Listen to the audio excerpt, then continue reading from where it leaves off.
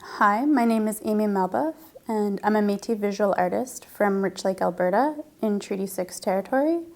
I currently live and work in Terrence Bay, Nova Scotia, which is unceded Mi'kmaq territory.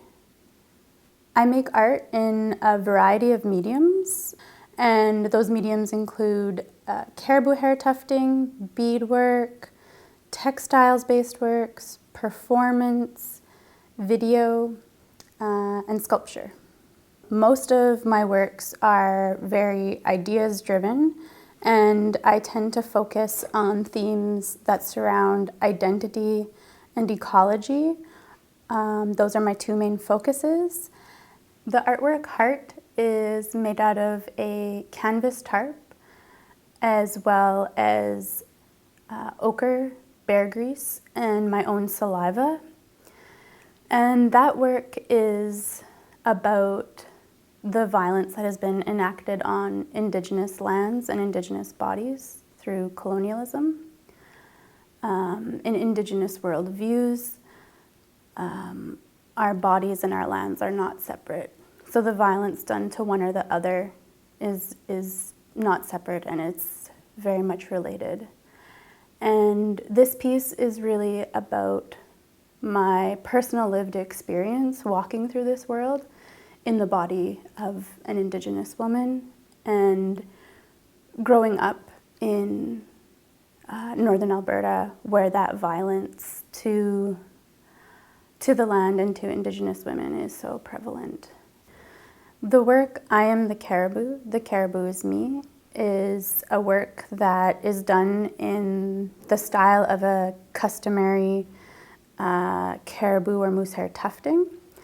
However, it's done using my own hair as well as caribou hair. So you'll see a piece of my hair braided and a piece of caribou hair braided. In both the work of Heart and I Am the Caribou Is Me, they are both very much related to my body and about my body, and go so far as to include parts of my own body to convey the significance and the importance of my lived experience. Arctic grayling, woodland caribou, and whooping crane are all threatened or endangered species from northern Alberta. And these works depict those animals in a medium called caribou hair sculpturing.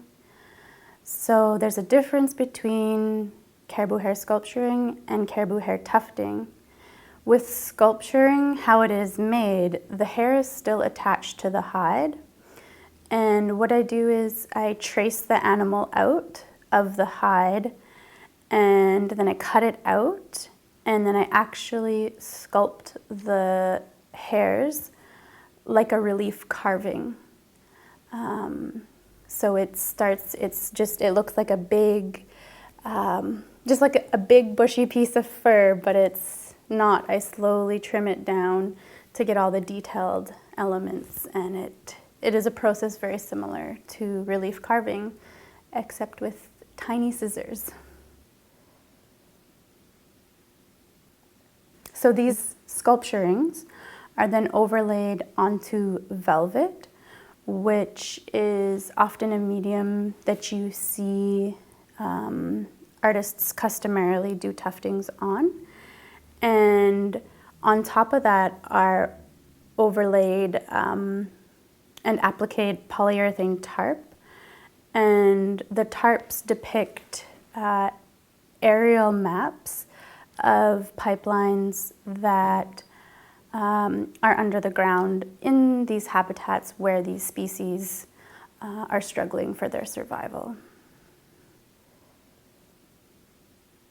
The works called Outer Seams 1, 2, 3, and 4 are polyurethane tarp in side embroidery hoops.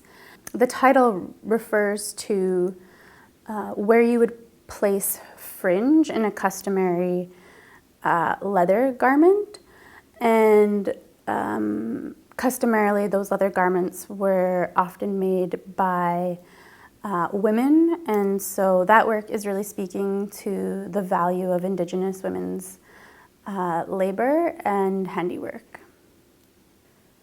The artworks Tarp and Box 2017 were both made in 2017, and they both are glass and plastic beads, one on polyurethane tarp and one on a cardboard box.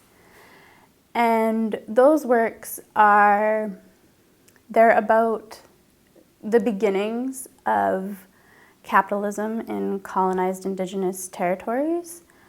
And they were really inspired by some museum work that I've done, as well as paying kind of attention to the history and the transformation of the Indigenous art market over time.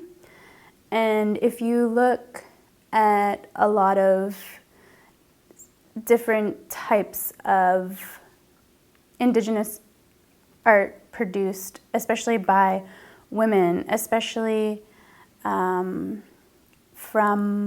150 years ago, there's a lot of kind of smaller trinket-like artworks that were made that will often be beautifully handmade, beautifully crafted, and produced specifically for a non-Indigenous market. And often they'll be labeled in such a way to indicate what they are and the year they were made. So you'll see maybe a beautifully beaded purse that says purse 1905, for example.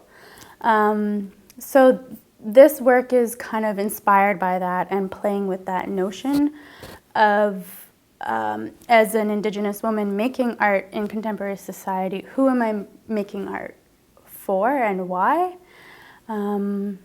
And that's something I typically do with a lot of my artwork, is I hope to not answer any questions, but raise more questions for myself to contemplate, but also for the viewer to contemplate. There is a shape you will see throughout the exhibition, a common shape that you see in the outer seams and foundations and beginnings. And it's in fact in a lot of my artworks. And that shape is, for me, my interpretation of a Métis fire bag. And it's not quite shaped the same, but for me it's very much inspired by that. And you'll see that really predominantly in the work foundations. That work also has a hand on it, and that hand is made out of caribou hair sculpturing, and it is alluding to the battle standard that the Métis flew in the 1885 resistance.